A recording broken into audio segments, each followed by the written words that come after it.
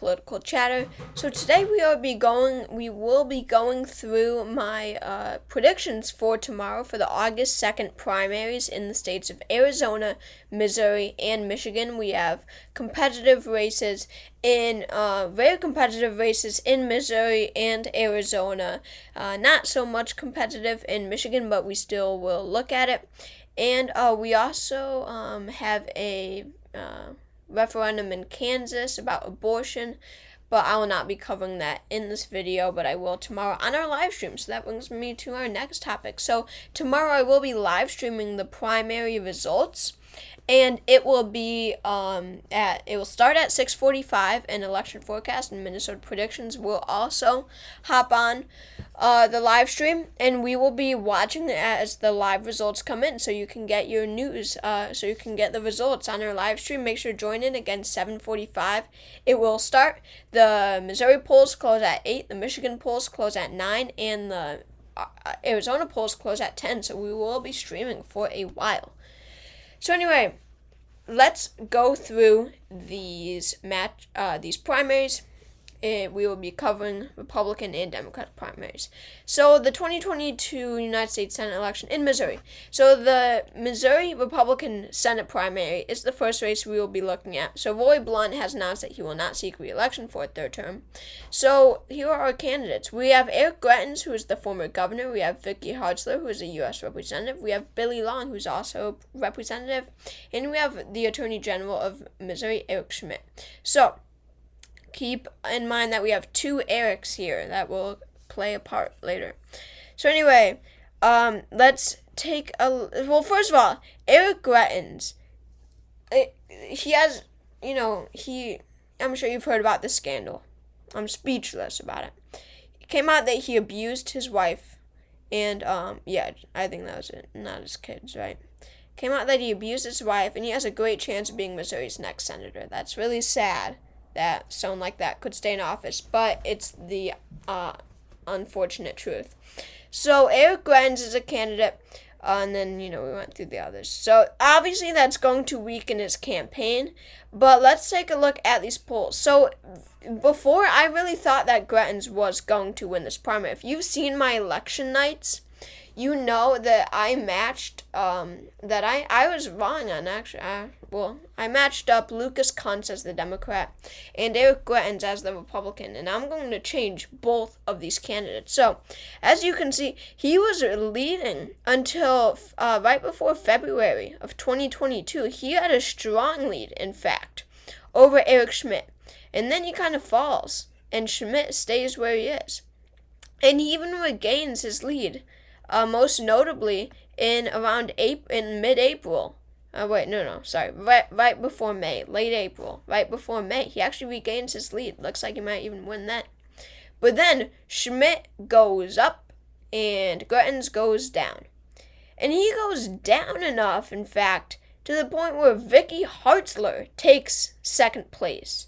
So as we are right now, in these polls, Eric Schmitt is leading. In second place is Vicky Hartzler, and Greitens is in third. And then so here's the polls. Eric Schmitt is leading with 33%. In second place currently is Vicky Hartzler with 24%. Eric Greitens is only at 19% in these polls. And this is Real Clear Politics. So this is the average. This is the RCP average of all the polls. Billy Long is at 7%. Mark McCloskey, you don't know who this guy is, at 5%. Dave Schatz at 2.5%. Other 9%. So obviously the matchup is between Schmitt, Greitens, and Hartzler. So Trump did announce early, or maybe it was yesterday, but I think early today, that this was the day that he would endorse a candidate in Missouri. And everyone was awaiting that. I personally kind of thought that he would come out and endorse Billy Long, as Billy Long is a stop the steal, very Trumpian kind of Republican guy who always stood with Trump. And I thought that he was going to shake everything up with 7% in polling Billy Long, and I thought that Billy Long would shoot up to first place after he got the endorsement. But no, he did not endorse Billy Long. He did not endorse Vicky Hartzler. Of course, not McCloskey. I don't know. I won't mention them again. Sorry. But no, Trump endorses Eric in the U.S. Senate race in Missouri. But there are two Erics. Trump said that he is back. What did he say? Ultra MAGA or something. Former President Donald Trump unveiled his endorsement for Missouri's Republican primary for U.S. Senate seat on Monday. Eric, a MAGA champion and true warrior. That's all he said. Everyone was awaiting this, and he endorsed Eric Schmidt and Eric Greitens. This will have zero impact on the race. Everyone knew he wasn't endorsing Vicky Hartzler. The only people voting for Vicky Hartzler are those who don't care about Trump's endorsement. Those 24%, they know he's not endorsing Vicky Hartzler. She was never a big ally of Trump. But he just made an endorsement that will have zero impact. There would be an impact, trust me, if he endorsed Billy Long, if he endorsed Eric Schmidt, if he endorsed Eric Greitens. But no, he endorsed both Erics. So, Trump's endorsement means nothing. So, who do I think will win? I believe that Eric Schmidt will win. Especially after this endorsement, nothing is going to shake this race up until tomorrow. And he's leading by 8.5 points over Vicky Hartzler, not even over Eric Greitens. He's leading by 14 points over Eric Greitens. That is extremely concerning for the Greitens campaign. Look at how long he's been leading. The only time he wasn't leading, or the last time he wasn't leading, was on July 22nd, which is not that far away. But look at all these polls recently in the last few days that show him up. Greitens was leading for a while, like I was saying. Heck, Hartzler was leading for 2 polls. But I believe that Eric Schmidt will win will win the primary. So that's my prediction. In terms of the Democrats, they have no shot in November, but I guess Trudy Bush Valentine, who is dominating in polls, so I guess her. I have no idea who these people are. Anyway, let's move on to the state of Michigan. So this one will be quick. I believe that Gretchen Whitmer, the incumbent, of course, will win her party's nomination once again. And I believe that Tudor Dixon, the Republican nominee, or the Republican running in Michigan, will also win her nomination. James Craig, if he didn't commit election fraud and was still on the ballot, he would have a shot in November. He'd have a great shot at the governorship. But after all the leading Republicans committed election fraud and Ryan Kelly was in single digits, and he popped up to first place, and it turns out that he went to January 6th and attended the Capitol riot, and he was arrested by the CIA or by the FBI, and I don't know, maybe FBI, but no, he's out of the race too for something pretty serious. And then Dixon is the last one left, and she goes all the way up and goes on to, comes on top. So Dixon will win the nomination. I believe that she will lose in November. So Michigan we're done with. Now let's take a look at Arizona. This is our last state. So let's just go through the Senate races real quick. Of course, Mark Kelly is the presumptive Democratic nominee. He is the incumbent. I believe that he will win in November. On the Republican side, we have Blake Masters. I'm sure you've heard of him, absolutely dominating the primary. Look at these polls. So he's at 40%. In second place is John Lamont. Jim Lamont, I don't even know who this guy is, 22%. Blake Masters will win. But, for a while, it was actually a somewhat competitive race, just a little bit ago. Lamont was kind of given a shot at the win, but really, that's out of the realm of possibility. Donald Trump endorsed Blake Masters, and after that, he popped up.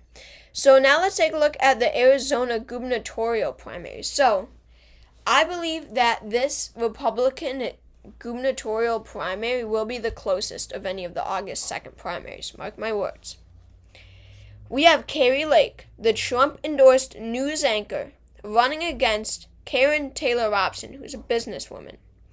So Kari Lake is anti-mask, stop the steal, kind of former Democrat, actually. And yet, of course, as I said, she was endorsed by Trump. And Karen Taylor Robson has the endorsement from Mike Pence, from Chris Christie, from Doug Ducey, the incumbent Republican of Arizona, who is extremely popular there. And she is seen as the moderate Republican, the one running against Kari Lake, who's the Trumpian Republican. And, look at these endorsements. She wasn't, Doug Ducey's endorsement will have a huge effect. I wouldn't say that Mike Pence's would, but not Chris Christie, what's his name? Doug Ducey's endorsement, that will have an effect. Here it is. On this, Barry Goldwater Jr., for crying out loud, Asa Hutchinson, Chris Christie, Mike Huckabee even, who's a Trumpian Republican. But she has many of these more moderate Republican endorsements. But Doug Ducey will have a huge effect. So if you've watched my channel for a while, you know that I never really took into consideration Karen Taylor Robson winning. I always thought that Kari Lake, was the presumptive nominee. But if we're looking at these new polls, would you look at this? Kari Lake has been leading this entire race. Look at this when she was up by so much. And anyway, sorry about that. In these races, or in this race, just recently, maybe 2 days ago when I saw it, Karen Taylor Robson has taken the lead over Kari Lake. Yes, you heard that right. Karen Taylor Robson is in the lead in polls. Of course, we can't trust polls. Of course, they fool us every single time. But this is big, and it does not mean that she will win, and we're going to get to, I think, who I think will win in just a second. But she has taken the lead in polls, and, it will be competitive. So, but here's the thing. It was one poll. It was Emerson College that showed Karen Taylor Robson up by 1 point over Kari Lake. But this poll, I don't know how to pronounce that, but just a poll that ended the same day that Emerson College's poll started, shows Kari Lake up by 9%. So in these few hours that separated the polls, Karen Taylor Robson and Kari Lake Karen Taylor Robson could not have gained that much more support to go over Kari Lake. It's impossible.